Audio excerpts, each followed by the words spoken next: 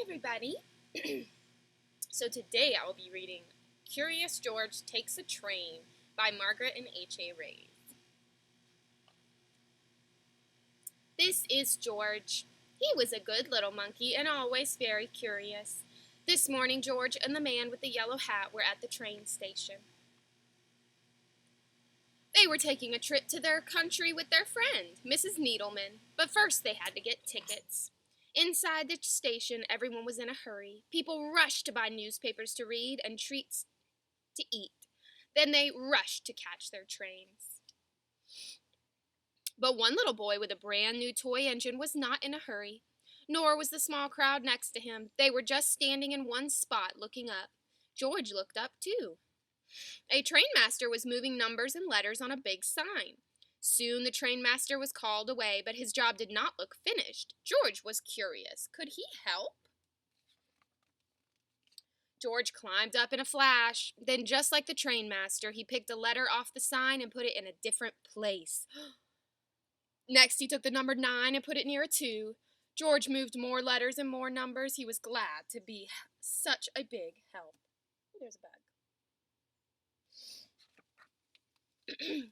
"Hey," yelled a man from below, "I can't tell when my train leaves." "What track is my train on?" asked another man. "What's that monkey doing up there?" demanded a woman. She did not sound happy. The trainmaster did not sound happy either. "Come down from there right now," he hollered at George. Poor George, it's too easy for a monkey to get into trouble. But lucky for George, it's also easy for a monkey to get out of trouble.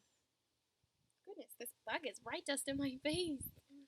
Right then, the conductor shouted, "All aboard!" A crowd of people rushed toward the train. George simply slid down a pole, scurried over a suitcase, and squeezed with the crowd through the gate. Then he found the perfect hiding place for a monkey. The little boy with the toy engine also ran through the gate. "Look, Daddy," he said, "a train!" His father looked up. "Come back, son," he yelled. "That's not our train." But it was too late. The gate locked behind him, and the boy began to cry. George peeked out of his hiding place. He saw the boy's toy roll toward the track, and the boy ran after it. This time George knew he could help. He leaped out of his hiding place and ran fast. George grabbed the toy engine before the little boy came too close to the tracks. What a close call! When the trainmaster opened the gate, the boy's father ran to his son. The boy was not crying now. He was playing with his new friend. "So there you are," said the trainmaster when he saw George. "You sure made a lot of trouble on the big board."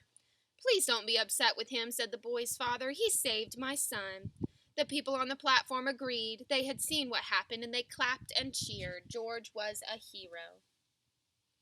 Just then the man with the yellow hat arrived with Mrs. Needleman. "It's time to go, George. Here comes our train."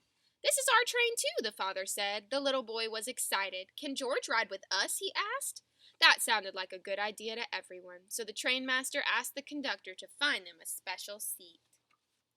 And he did, right up front.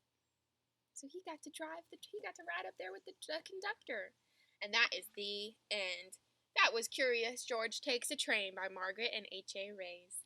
I hope you enjoyed that book, and I hope you have a great rest of your day.